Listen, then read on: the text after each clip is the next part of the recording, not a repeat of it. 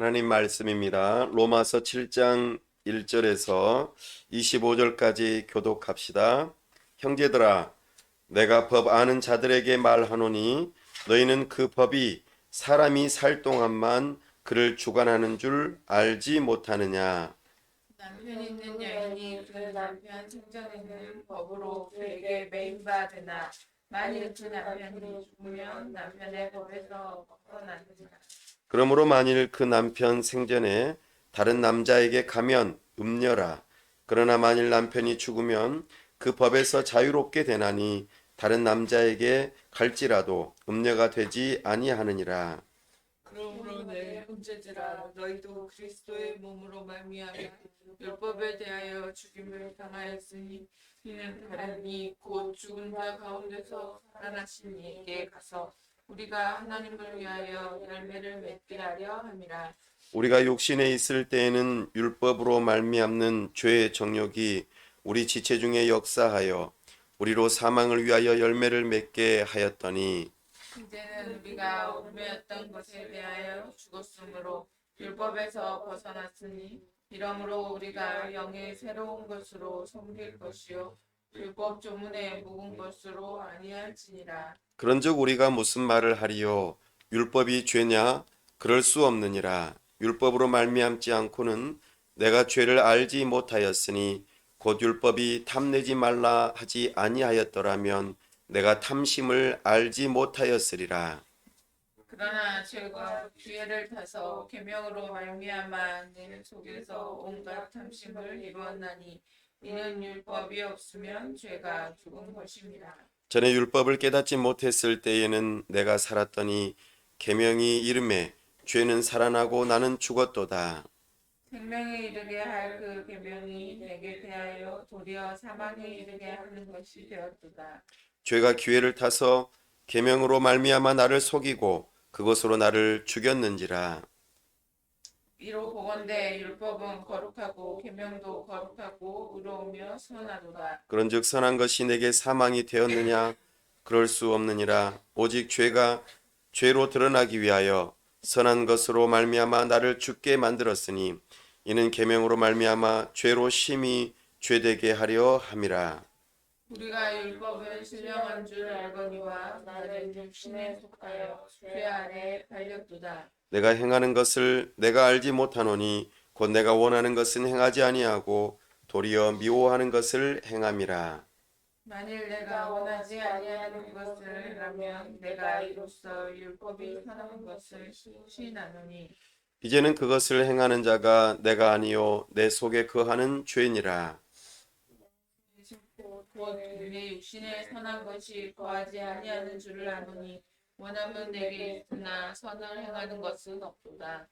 내가 원하는 바 선은 행하지 아니하고 도리어 선하지 아니하는 바 악을 행하는도다.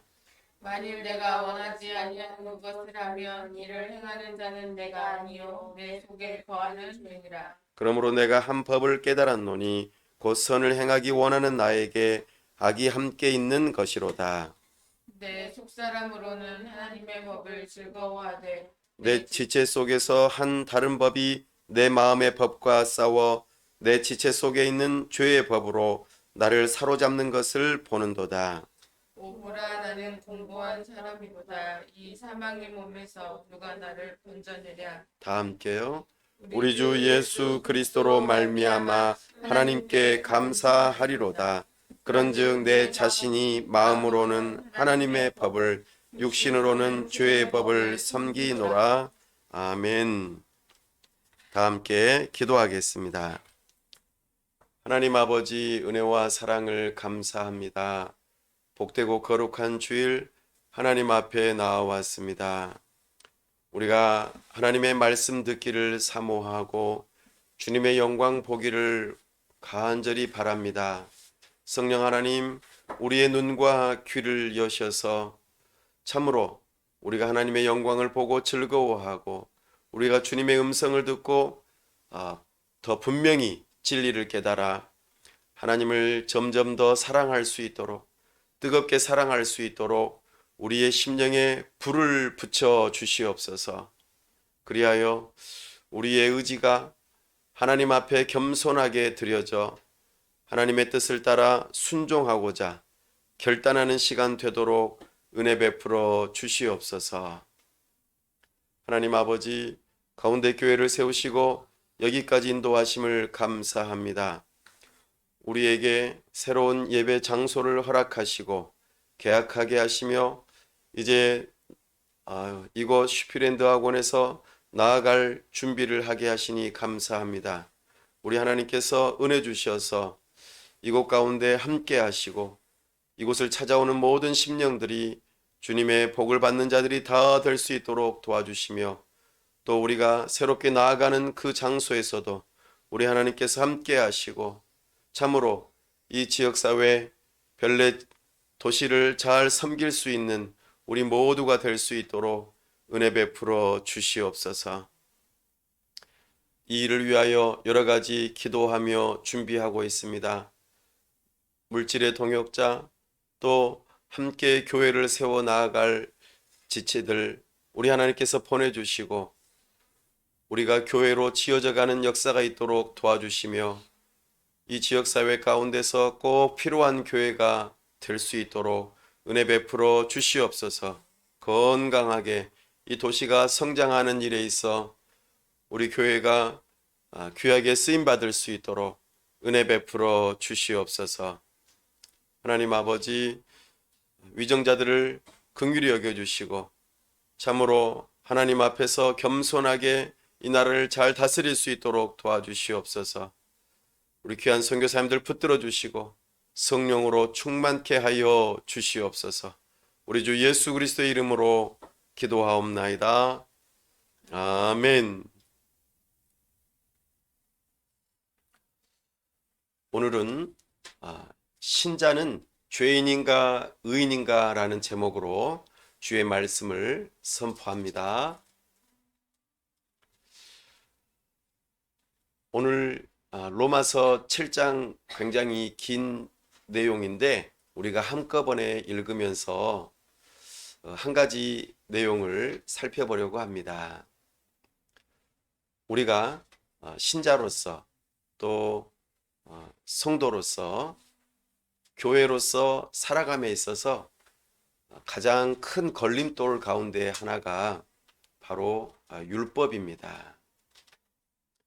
지난 6장에서는 죄에 대한 부분을 다루었었는데요. 우리가 율법을 통하여서 내가 과연 죄인인가 의인인가라고 하는 고민에 빠지게 되고 참으로 어떻게 살아야 되나 나의 정체성에 혼란을 가져오고 우리가 복음으로 살아가는 하나님의 자녀답게 은혜로 살아가는 그 일에 가장 방해가 되는 일 가운데 하나인 율법을 다루려고 합니다. 사실 간단하게 빠르게 다루기에는 엄청난 주제입니다. 그럼에도 불구하고 우리가 한 가지만을 살펴보면서 그래도 큰 그림을 그릴 수 있기를 바랍니다. 신자는 죄인일까요? 의인일까요? 사실 이 두 가지 답을 먼저 말씀을 드리면 신자는 죄인이기도 하고 의인이기도 합니다. 이 두 가지를 동시에 다 대답해야만 된다는 것입니다. 신자는 분명 죄인입니다. 어떤 죄인인고 하니 하나님으로부터 용서받은 죄인입니다. 그렇지만 그 죄인으로서의 그 모습이 계속 가지고 있다면 우리는 아마 자유롭지 못하고 그리고 늘 죄책감에 살고 말 것입니다. 그러나 우리가 예수님을 믿는 믿음으로 용서받은 것처럼 우리는 그 믿음을 통하여 의인으로서 또한 정체성을 가져야 합니다. 하나님께서 나를 의롭다고 여겨주신 것이죠. 이 두 가지 정체성을 가진 사람이 바로 신자입니다. 새로운 인류라고 말할까요? 새로운 사람입니다.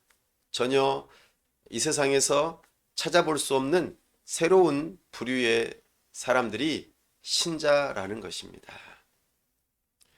어떻게 그게 가능하다고요?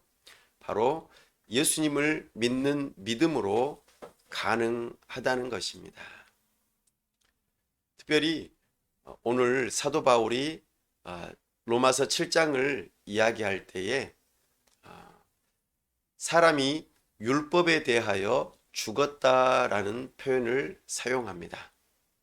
사람이 율법에 대하여 죽었다.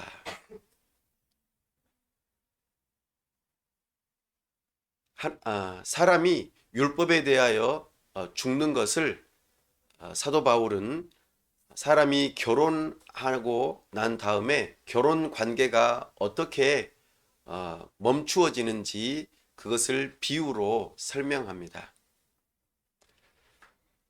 사람이 결혼할 때에 법적인 관계가 되어집니다.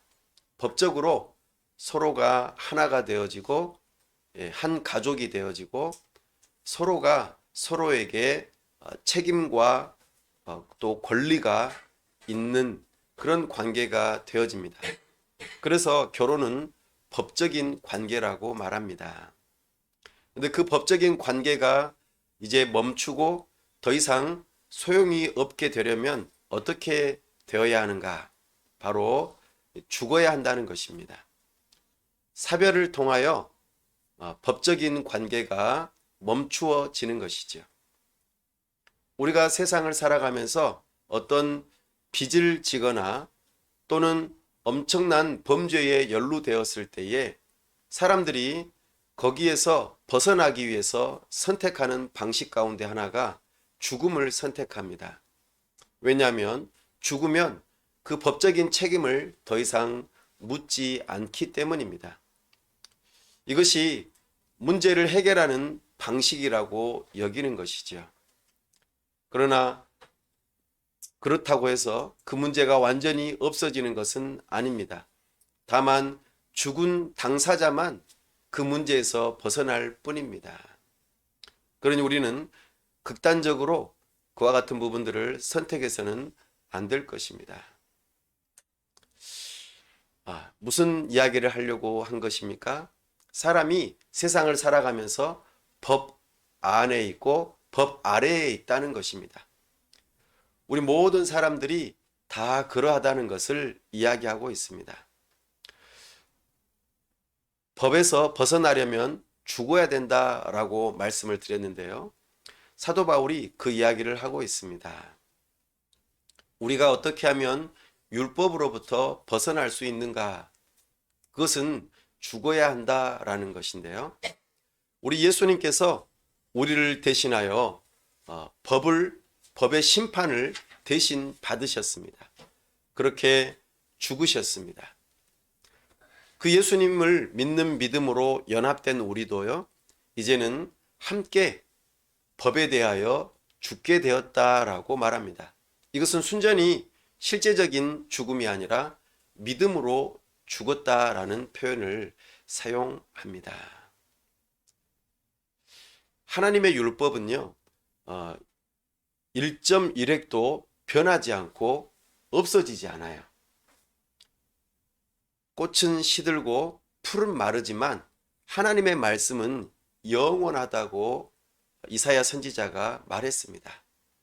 참으로 그렇습니다. 하나님의 율법은 결코 변하지 않죠. 없어지지도 않고요. 그러면 율법이 우리와 결혼 관계에 있었는데 율법이 결코 죽지 않는다면 누군가는 죽어야 되잖아요. 바로 그래서 우리가 죽어야 되는데 그 죽음을 예수님께서 대신 죽으셨다는 것입니다. 그러니 이제 율법과 우리 사이에는 법적인 관계가 사라지게 되었다라고 비유적으로 사도 바울이 말하고 싶어 하는 것입니다. 우리는 율법으로부터 참된 자유를 누리게 되었습니다. 누가 이 율법에 대하여 죽었기 때문입니까? 바로 예수님이요. 예수님께서는 이 땅에 죄 없이 태어나셔서 이 땅 위에서 하나님의 율법을 완벽하게 다 지켜 행하셨습니다. 그리고 죄 없이 죽으셨죠. 그 예수님을 믿는 믿음으로 우리도 더불어 그 율법에 대하여 완벽하게 다 지킨 자처럼 의인으로 여겨주시고, 또 그 율법에 대하여 죽으신 예수님과 믿음으로 연합되었기 때문에 우리도 이제는 율법과는 관계가 없는 사람이 되었다. 순전히 믿음으로 되어진 일입니다. 그 부분을 우리에게 말씀하고 있습니다. 사람이 결혼을 하면은 여러 가지 좋은 일들이 많이 있죠. 그 중에서도 하나님께서 결혼을 설계하신 가장 중요한 이유 가운데 하나가 바로 경건한 자손을 낳는 일입니다. 율법과 결혼한 우리는 참으로 어떠한 열매를 맺었을까요? 4절 한번 읽어보겠습니다. 그러므로 내 형제들아 너희도 그리스도의 몸으로 말미암아 율법에 대하여 죽임을 당하였으니 이는 다른 이 곧 죽은 자 가운데서 살아나신 이에게 가서 우리가 하나님을 위하여 열매를 맺게 하려 함이라. 아멘.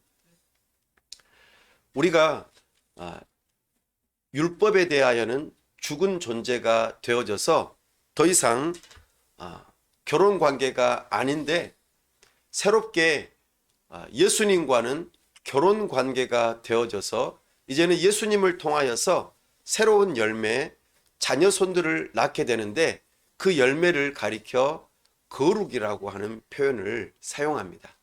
거룩한 열매, 다른 말로 성령의 열매라고도 말합니다.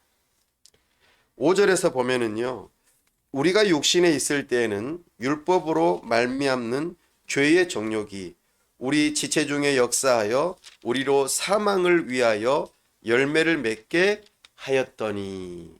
아멘. 그러니까 대조되는 것이죠.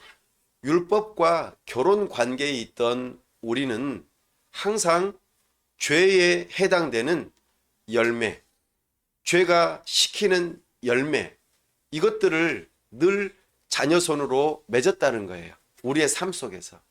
그러나 이제 예수님과 함께 죽고 예수님과 믿음으로 결혼 관계가 된 우리는 이제는 더 이상 율법의 결혼 관계가 아니기 때문에 그에 해당되는 열매, 자녀손들을 낳지 않고 거룩한 열매, 성령의 열매를 맺게 된다는 것을 우리에게 말해줍니다. 이것이 신자의 새로운 모습이라는 것이죠. 어떻습니까? 우리가 율법에 대하여는 죽고 예수님과는 이제는 함께 더불어 산 자들로서 예수님과 결혼 관계로 이제는 예수님을 통하여 거룩한 열매를 맺어가는 그런 새로운 신분이 되었다는 것을 우리에게 가르쳐 주십니다. 이 믿음이 저와 여러분에게 있기를 원합니다. 그렇다면은 이런 의문이 들겠죠. 율법은 나쁜 건가? 율법이라고 하는 것은 잘못된 것인가? 또 율법으로부터 우리가 자유로워졌다면 마음대로 살아도 되는 거 아닌가? 내가 원하는 대로 살아도 되는 거 아닌가? 라고 말이죠. 그러나 이 둘 다 잘못된 생각입니다. 우리는 참으로 율법은 선한 것입니다. 거룩하고 좋은 것이죠. 율법은 누구로부터 나왔기 때문입니까? 바로 하나님께로부터 나왔기 때문입니다. 우리 12절 말씀 함께 읽어볼까요? 12절 시작. 이로 보건대 율법은 거룩하고 계명도 거룩하고 의로우며 선하도다. 아멘. 네, 율법은 좋은 것입니다. 하나님께로부터 왔기 때문이죠. 그런데 왜 율법으로부터 우리는 죽고 예수님과 결혼한 관계로 새로운 삶을 살게 되는가라는 것이죠. 바로 거기에 중간에 끼는 것이 하나 있습니다. 바로 죄라는 것입니다. 죄라는 것이 우리로 하여금 사망에 이르게 한다는 것을 이미 들었죠. 근데 특별히 죄가 죄되는 것. 이것이 죄구나. 이게 나쁜 짓이구나. 이거는 하면 안 돼. 라고 하는 것을 깨닫게 해주는 것. 그것이 바로 율법의 역할입니다. 이거 하면 안 된다. 이거 열어보지 말아라. 이렇게 하면 우리는 어떻게 해야 될까요? 안 해야겠다. 그리고 열어보면 안 돼. 이렇게 생각해야 되잖아요. 그런데 어때요? 우리는 나도 모르게 안 돼라고 했지만 벌써 내 손은 어디가 있어요? 열어보면 안 돼 하는 것에 열어보는 곳으로 가게 되어 있죠. 이게 바로 죄의 충동입니다. 하지 말아라, 안 돼라고 하는 그 말은 들었지만 율법의 교훈을 듣고 우리가 그렇게 법을 따라서 양심을 따라서 살아야 된다라고 듣긴 들었지만 우리 안에 있는 죄라고 하는 것이 그것을 들으면 들을수록 충동질한다는 거예요.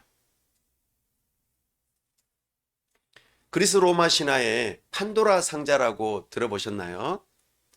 예, 그리스 로마 신화에서는 판도라 상자가 우리 온 인류의 가장 고통과 슬픔과 가장 안 좋은 것들이 거기에서부터 다 나왔다라고 그렇게 신화에서는 이야기합니다. 거기에서 보면 판도라의 상자를 열면 안 된다라고 했는데 어떻게 했어요? 열므로 세상의 모든 나쁜 것들이 다 들어왔다라고 말을 하잖아요. 예, 사람은 그런 존재예요. 참으로 죄가 이거 하면 안 돼라고 하는 율법에 그 멈추게 하는 그 일에도 불구하고 우리는 벌써 충동질에 의해서 우리의 손이 가서 열어보게 된다는 것입니다. 한 주간의 삶 가운데 한번 생각해 보십시오. 율법이 또 부모님이 또 어떤 누군가가 이거 하면 안 된다라고 했는데 그것에 대해서 맞아. 그거는 알아. 그러나 나는 벌써 이미 그것을 하고 있는 그런 모습이 떠오르지 않습니까? 우리 사람들은 다 그렇습니다. 바로 그래서 율법은 좋고 거룩하고 우리에게 유익한 것이지만 우리 안에 있는 죄가 그것을 충동질하고 그 나쁜 것을 아니라고 하는 것을 하게 만든다는 것이죠. 그렇기 때문에 우리는 죄를 깨닫게 되는 것입니다. 이처럼 율법이 우리에게는 선하게 주어졌지만 탐심이라고 하는 것이 주어질 때에 우리는 그것을 너무나도 좋게 여기고 그 충동을 이기지 못하고 선을 넘게 되는 모습을 발견합니다. 이것이 우리가 죄책감과 또 율법으로 인해서 우리가 죄인이라는 것을 깨닫고 잘못된 것을 하게 되는 또 그렇게 죄책감을 느끼게 되는 경우가 많다는 것이죠. 이 일에 대해서 율법은 죄가 무엇인지는 깨닫게는 해주죠. 그러나 한계가 있어요. 그 죄를 짓지 못하도록 하지는 못해요. 그러니까 도덕 공부를 많이 하거나 이렇게 법을 공부를 많이 하거나 뭔가 도덕적인 삶을 추구하고 노력할지라도 공부를 많이 그렇게 한다고 하더라도 죄 짓는 일을 못하는 것은 못하게 하지는 못한다는 것입니다. 이것이 율법의 한계입니다. 율법은 분명 좋은 것이지만 타락한 우리가 죄의 충동질로 인하여서 결국에는 선을 넘게 되는 일들이 발생합니다. 이것이 오늘 사도 바울이 우리에게 가르쳐주는 율법과 율법의 좋은 점과 또 율법의 한계를 이야기해 줍니다. 그런데 우리 사람들은 본능적으로 이렇게 해요.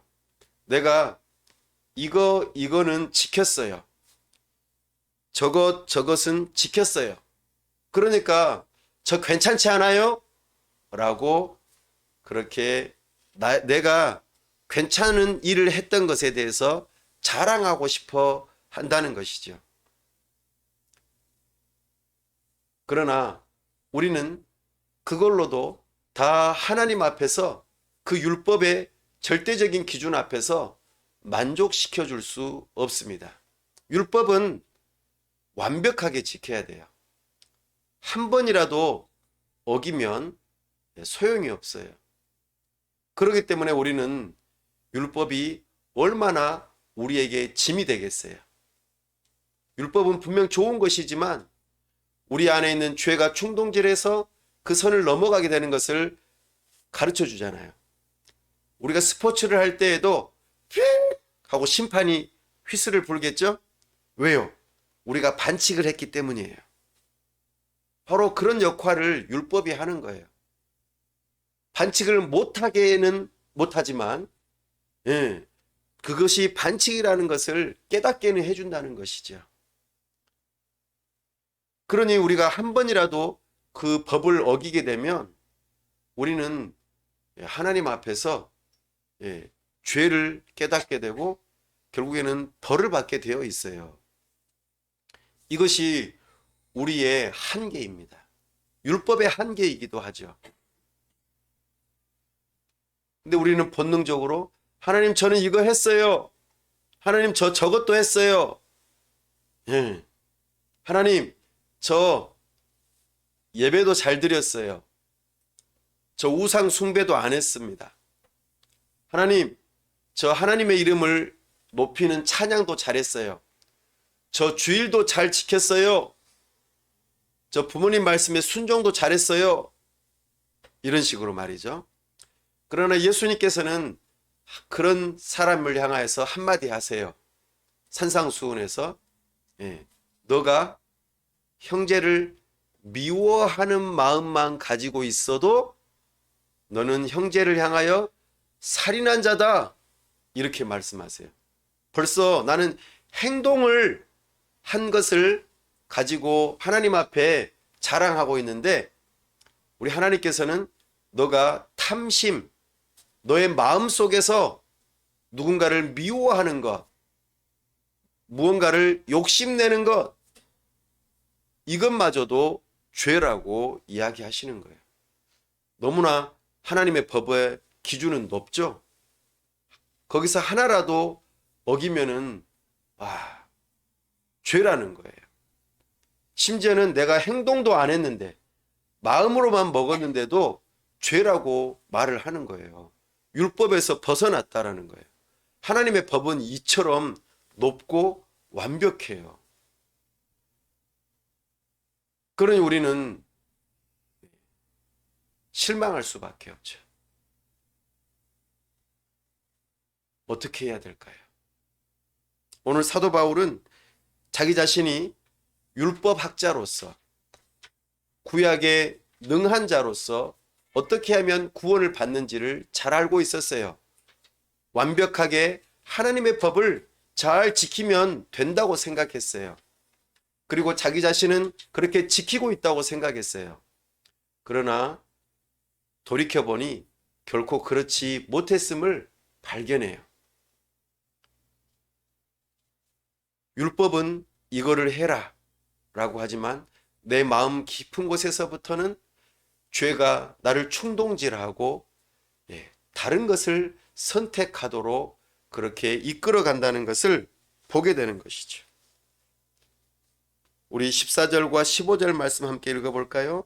시작. 우리가 율법은 신령한 줄 알거니와 나는 육신에 속하여 죄 아래 팔렸도다. 내가 행하는 것을 내가 알지 못하노니 곧 내가 원하는 것은 행하지 아니하고 도리어 미워하는 것을 행함이라. 아멘. 이것이 우리의 엄청난 갈등입니다. 갈등이라는 말은 무슨 뜻일까요? 칡, 갈, 그다음에 등나무 등자예요. 칡은 땅속에서 아주 깊이 굉장히 다른 나무의 뿌리와 함께 서로 섞여가지고 칡을 이렇게 한꺼번에 채취하기가 매우 힘듭니다. 또 그 칡은 땅 위로는 나무를 감아 가지고 올라가기 때문에 제거하기가 쉽지가 않아요. 등나무도 마찬가지예요. 덩굴성 식물이라서 계속해서 다른 나무들을 감고 또 감기 때문에 한 번에 제거하기가 쉽지가 않습니다.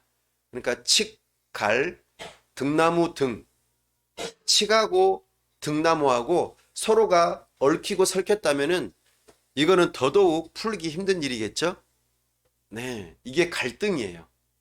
근데 우리 마음 깊은 곳에서는 하나님의 법을 알고 하나님의 법을 따라 살아가고자 하는 마음 하나하고 또 하나는 죄가 충동질하는 것, 그것을 따라서 살아가고자 하는 이 두 마음이 서로 얽히고 설켜서 갈등을 일으킨다는 거예요.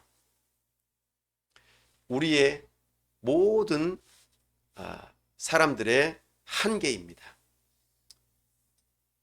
그러나 신자와 비신자는 차이점이 있어요. 예수님과 믿음으로 연합된 사람은요, 이제 이 갈등은 분명히 있지만 근본적인 죄의 그 지배 아래에서부터 또 율법의 지배 아래에서부터 자유로워졌다라는 것이 신자의 특징입니다. 그럼 비그리스도인은요, 비신자는 아직 죄와 그 법의 지배 아래에 놓여 있습니다. 그래서 아무리 선한 일을 하려고 노력해도 죄의 충동질로 인해서 죄를 짓고 만다는 것입니다. 여러분은 어느 쪽 부류에 속한 사람입니까?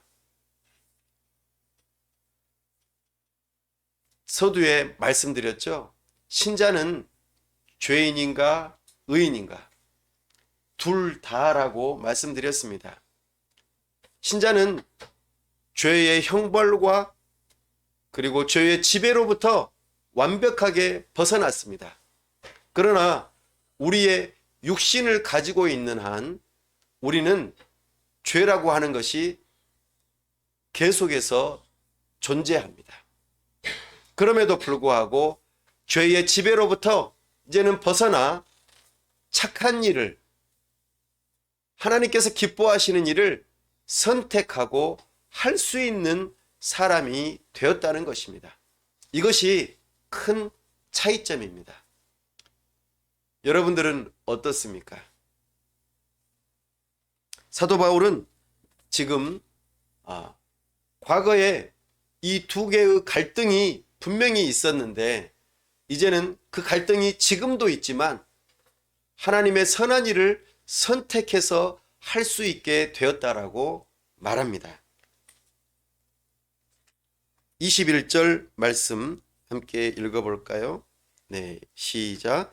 그러므로 내가 한 법을 깨달았노니 곧 선을 행하기 원하는 나에게 악이 함께 있는 것이로다. 아멘. 이것은 신자이든지 비신자이든지 동일하게 존재하지만 그러나 이 두 가지는 동일하게 존재하지만 22절 말씀이에요. 시작.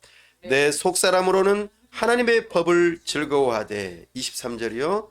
내 지체 속에서 한 다른 법이 내 마음의 법과 싸워 내 지체 속에 있는 죄의 법으로 나를 사로잡는 것을 보는도다. 아멘. 네. 우리 신자나 비신자는 다 이렇습니다. 그러나 우리는 선한 것을 선택할 수 있고 이제는 그렇게 살 수 있는 존재가 되어진다고 말씀하십니다.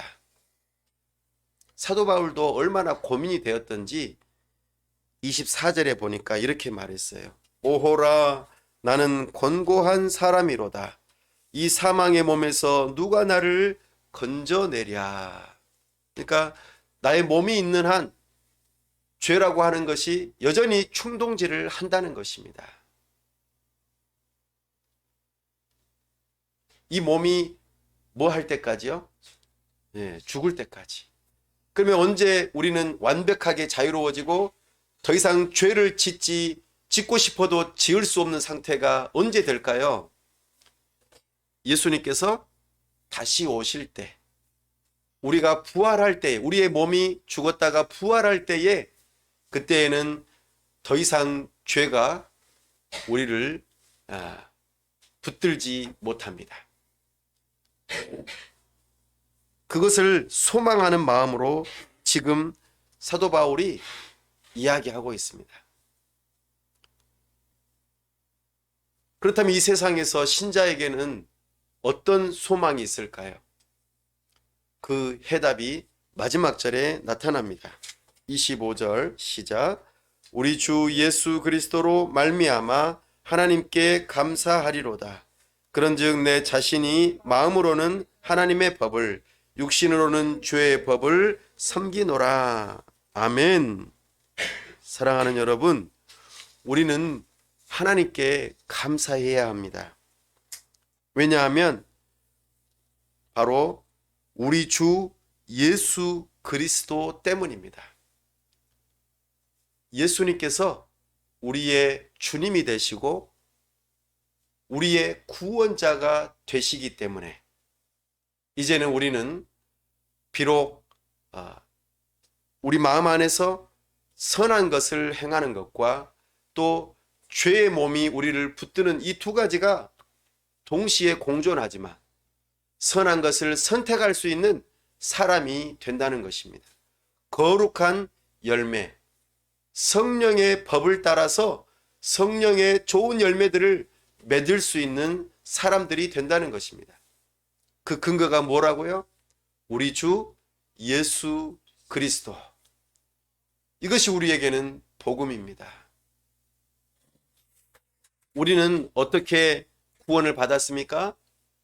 우리 주 예수 그리스도의 십자가의 죽으심과 부활로 우리 주님께서 이 땅 위에서 완벽하게 율법을 지켜 행하심으로 그것이 우리에게 믿음으로 다가오고 그 믿는 믿음으로 예수님의 완전한 율법 지키심이 곧 나의 것이 되고 예수님의 그 죽으심이 나의 것이 되며 예수님의 다시 살아나심이 나의 것이 되므로 우리는 이미 죄로부터 죄의 형벌로부터 벗어나고 죄의 지배로부터도 벗어나고 그리고 율법의 그 억눌림 속에서도 벗어나는 놀라운 은혜를 입었습니다. 이 은혜가 저와 여러분에게 있기를 원합니다. 우리 주 예수 그리스도. 우리 주 예수 그리스도가 아니면 우리는 여전히 죄의 지배 아래, 율법의 지배 아래에 놓여 있으면서 죄책감 가운데 그리고 그 형벌 가운데 결국에는 영원한 사망에 이르고 말 것입니다. 여전히 욕심이 나를 사로잡아서 하나님께서 주신 좋은 것들을 하나님처럼 우상으로 섬기고 지나치게 의존함으로 중독에 빠져 우리는 그렇게 삶을 마감하고 말 것입니다. 오늘 나의 삶을 돌이켜 보십시오. 나는 어느 것에 지나치게 의존하고 중독되어 하나님보다도 더 높게 하나님만큼 그렇게 사랑하면서 하나님의 주신 좋은 선물들을 누리려고 하십니까? 혹시 친구가 그렇지 않습니까? 혹시 돈이 그렇지 않습니까? 혹시 여가 생활을 즐기는 것을 그렇게 하지 않습니까? 우리의 마음 깊은 곳에서 탐심이 죄의 충동질을 하여 참으로 하나님의 법에서 벗어나는 행동을 하게 하려고 하지는 않는지 스스로를 돌아보길 원합니다. 내가 이것은 했고 저것은 했어 라고 하면서 하나님 앞에서 의로워 보이려고 하는 그런 교만한 마음이 혹시는 있지 않습니까? 내가 뭔가를 행하는 것으로 하나님을 만족하게 하고 하나님 앞에서 떳떳하게 행동하려고 하고 또 나처럼 행동하지 않는 그 누군가를 정죄하려고 하지는 않으십니까? 이 모든 것이 율법 아래에서 내가 뭔가 행한 것을 자랑하거나 또는 그렇게 하지 못한 일로 인하여 죄책감에 빠지게 하는 그런 일들은 있지 않으시냐 말입니다. 부디 우리는 우리 주 예수 그리스도를 붙들어야 합니다. 예수님의 그 놀라우신 복음을 붙들어야만 우리는 살 수 있습니다. 이것이 은혜요 복음입니다. 예수님만이 우리의 유일한 구원자입니다. 우리는 이 세상 끝날 때까지 그런즉 내 자신이 마음으로는 하나님의 법을 육신으로는 죄의 법을 섬기노라 이렇게 고백하며 살게 될 것입니다. 참으로 우리의 내적 갈등은 심해질 것입니다. 그럴 때마다 우리는 하나님께 감사해야 합니다. 우리 주 예수 그리스도께서 우리의 구원자가 되시기 때문입니다. 오직 율법으로 인정받으려고 하다가 상심한 내 자신에게 유일한 위로는 우리 주 예수 그리스도뿐임을 기억하고 그분을 붙들고 의지합시다. 그분만이 우리의 유일한 위로요 소망입니다. 기도합시다. 우리는 우리 주 예수 그리스도를 믿는 믿음으로 구원을 받습니다. 이것은 하나님의 은혜입니다. 혹시라도 아직까지 이 믿음을 갖지 못하신 분들이 있다면 죄와 율법의 저주로부터 하나님의 그 형벌로부터 벗어날 수 있는 우리 주 예수 그리스도를 믿는 믿음을 달라고 기도합시다. 또한 참으로 내가 무언가를 하나님 앞에 행함으로 의롭다고 인정받으려고 하는 그런 태도로 삶을 사시거나 내가 잘하고 있다고 생각하고 다른 사람을 정죄하는 그런 모습들을 가지고 계신다면 그것은 은혜에서 벗어나는 일이오니 부디 어서 돌이켜 우리 주 예수 그리스도의 은혜를 인정하고 붙들고 의지합시다. 그리고 거듭나 예수님을 믿는 믿음으로 신자가 되신 분들이라면 내 안에서 죄와 율법이 나를 괴롭히고 힘들게 하고 갈등을 일으킬 때마다 내 자신은 힘이 없고 연약하고 안 된다고 솔직하게 고백하고 그것으로부터 내가 죽었고 자유를 얻었다는 그 믿음을 가지고 하나님의 은혜를 붙들고 성령의 의지함으로 이제는 거룩하고 성령의 열매를 맺을 수 있게 해달라고 나의 의지를 하나님 앞에 드리겠노라고 결단하는 기도를 드립시다. 이 시간 다 함께 기도하겠습니다. 아버지 하나님, 주여 불쌍히 여겨 주옵소서. 은혜 베풀어 주시옵소서. 참으로 우리가 안에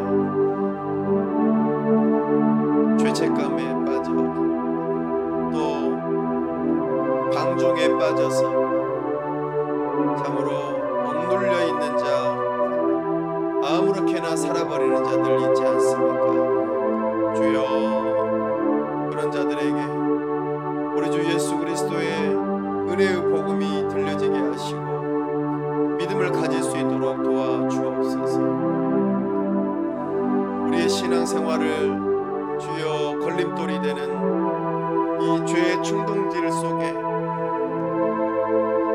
우리 마음 깊은 곳에서 탐심이 있는 것을 발견할 때 절망하고 낙심하지 아니하고 오직 우리의 구원자 되시고 새로운 삶을 성령의 열매를 맺을 수 있는 삶을 허락하신 우리 주 예수 그리스도를 붙들고 의지하면서 주님의 말씀에 겸손하게 순종하며 살아가고자 결단하는 자들 될 수 있도록 도와주시옵소서. 우리의 행한 것으로는 하나님의 의를 만족할 수 없지만 우리 주 예수 그리스도의 행하신 일로 하나님의 그 의를 만족시킬 수 있다를 기억하고 예수님을 의지하게 하여 주옵소서. 예수님을 의지하게 하여 주옵소서. 예수님을 의지하게